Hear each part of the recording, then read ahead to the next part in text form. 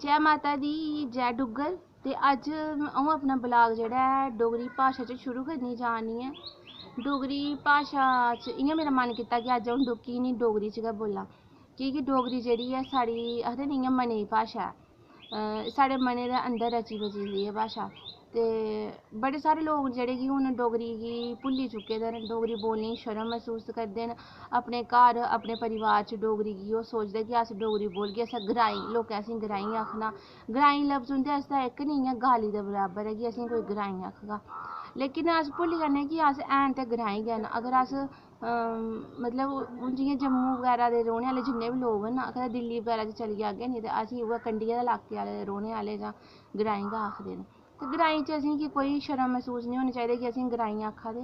ग्राईं जे मतलब ग्राईं ते अस हैन गै, ते ग्राइयें गी अपने उप्पर निं आखदे इक गर्व होना चाहिदा कि अगर अस ग्राईं नेईं ना होचै ते शैह्री लोक कुतै बी जेह्ड़े न कामयाब नेईं हैन। ते अज्ज अ'ऊं एह् आखना चाह्न्नी आं कि असेंगी भुल्ली चुके दे अस कि साढ़ी कोई भाशा जेह्ड़ी डोगरी बी ऐ। डोगरी गी असें बद्ध कशा बद्ध जेह्ड़ा अपनी रोजै दी जेह्ड़ी रूटीन ऐ ओह्दे बिच्च असें इसी यूज़ करना चाहिदा डोगरी गी। डोगरी जेह्ड़ी ऐ मतलब बड़े सारे लोग जियां न कि अपने बच्चें गी अंग्रेजी च जादा जोर देआ दे, अंग्रेजी बोलो अंग्रेजी पढ़ो। ते अंग्रेजी दे कन्नै कन्नै डोगरी बी अगर ओह् थोह्ड़ा नेईं जियां 4 अक्खर अंग्रेजी दे पढ़दे न ते 1 अक्खर डोगरी दा बी अगर बच्चे गी पढ़ाए न ते साढ़ी डोगरी कुतै ते कुतै पुज्जी जंदी ऐ। ते अज्ज चलो अ'ऊं थुआढ़े कन्नै अपनी लिखी दी ऐ इक जेह्ड़ी रची दी कविता ऐ डोगरी च, ओह् सनानी जा नी ऐ तुसेंगी। ते कविता दा जेह्ड़ा शीर्शक ऐ ओह् ऐ सैल्लियां सैल्लियां धारां। सैल्लियां सैल्लियां धारां होन होवे रोसला थार, अग्गें पिच्छें खुशियां होन साढ़े खेड्डे बाह्र।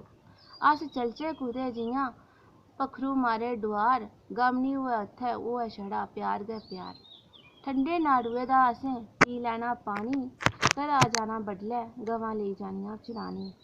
प्रीत साढ़ी अज्जै दी नेईं एह् ऐ बड़ी परानी, तेरी राधा नच्चदी फिरै तूं बंसरी बजानी। ठंडी ब्हा चलदी ऐ बगदा ए चन्हाऽ, सोह्ने न सारे नज़ारे बज्झी जंदा समां। दिल पागल होई जंदा केह्ड़े पास्सै जां, खुशी मेरे मनै च भरोची तुगी जाई सनां। हाल तेरा बी माड़ा जि'यां मेरा ऐ, मनै दे आलड़े च बसेरा तेरा ऐ।